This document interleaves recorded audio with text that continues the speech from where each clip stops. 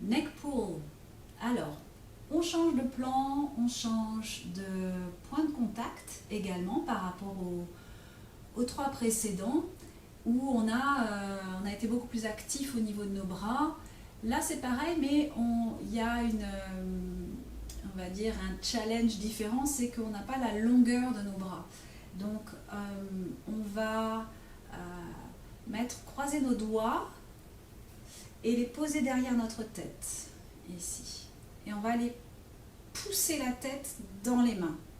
Et normalement, vous devriez voir vos coudes en regardant devant vous. Regard périphérique. Si c'est trop derrière, ben voilà. Ramenez-les pour que vous puissiez les avoir. C'est la tête qui pousse dans les mains. Et avec les talons de vos mains, vous tractez l'occiput, la base de votre crâne loin. Neck pull, c'est vraiment une traction de la nuque, justement. Donc ici, les coudes vont se fermer, mais ça ne ferme pas nos épaules. Donc sentez que lorsque vous ramenez les coudes vers l'avant, c'est vos omoplates qui glissent sur les côtés. Voilà, glissent sur les côtés, de chaque côté des côtes. Voilà, il n'y a pas d'écrasement des clavicules.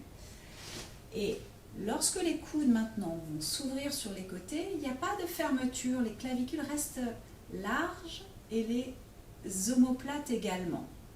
Donc, on essaye de faire naviguer nos humérus, nos têtes d'humérus, de les laisser godiller dans cet océan de tension tissulaire de nos bras, là. Voilà. Donc on y met quand même de la texture. Pousse ma tête en arrière, les coudes vont vers l'avant, je ne comprime pas mes omoplates vers le bas, je les laisse flotter et glisser. Et là, quand mes coudes s'ouvrent, ligne antérieure profonde des bras, raccourcie évidemment, où on vient mettre en liaison les sous-claviculaires. Là. Et là, quand ça, les coudes reviennent vers l'avant, je relie mes deux rhomboïdes derrière. Et j'augmente le volume de mon anneau claviculaire. Là, je vais maintenant tracter de profil. Ce que je vais faire, c'est que je vais vouloir faire ça avec mes coudes, chaque côté, plutôt que d'aller fermer mes cervicales. Il va falloir que je monte avec les talons des mains pour leur garder leur longueur et qu'il y ait zéro compression à l'avant de ma colonne cervicale. Et que ça vient embarquer cette cervicale. Donc je continue à pousser ma tête dans mes mains.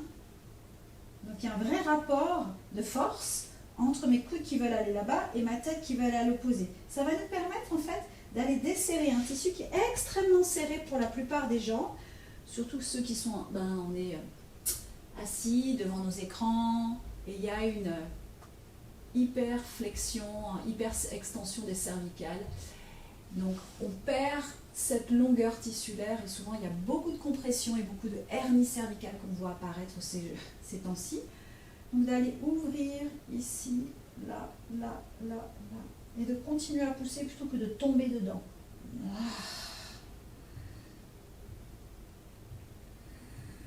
Et ça remonte. Là, les coudes s'ouvrent loin, sans compression à l'arrière. Emmenez la pointe de vos omoplates vers la pointe de vos coudes.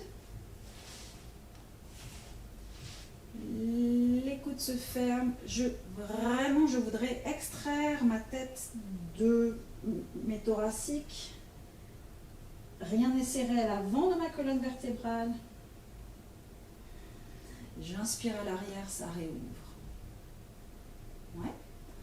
On va le mettre maintenant en application dans le mouvement global. Les deux jambes sont devant. J'harponne le tapis en avant. J'harponne avec mes talons, j'harponne le tapis en arrière avec mes ischions. Les deux jambes ont un appui supplémentaire entre elles, elles ont un relais d'appui. Ancrage des talons, ancrage des ischions et connexion des talons entre eux. Les mains vont être derrière la tête. Et on va s'allonger en diagonale longue. Ce n'est pas une extension. C'est mes mains contracte et suspendre mon crâne. Naturellement, ma colonne va suivre. Elle est neutre, cette colonne vertébrale. Là, ancrage des talons. Les coudes vont se fermer. Mes coudes vont descendre. Ça vient ouvrir tout le hamac. Je me suspends dans l'inspire. Dans l'expire, ça descend à terre. Les coudes vont s'ouvrir ici pour ramener de l'ouverture à l'avant. Allez, harponnez loin le talon, les talons. Les coudes vont se fermer et descendre vers le sol.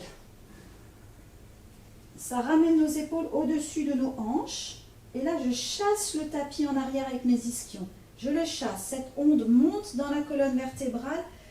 Ça me ramène extrêmement dans l'autre diagonale qu'au départ. Et là, je me fais plaisir en rebondissant. Là, je presse mes talons, j'inspire, ça me ramène dans mon axe. Je pars dans l'autre diagonale, loin, loin, loin, loin. Mes yeux ne montent pas, ils restent horizontaux.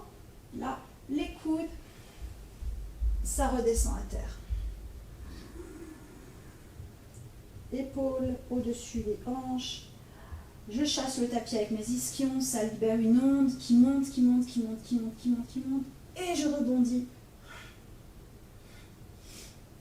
Les coudes se ferment. Dernière fois.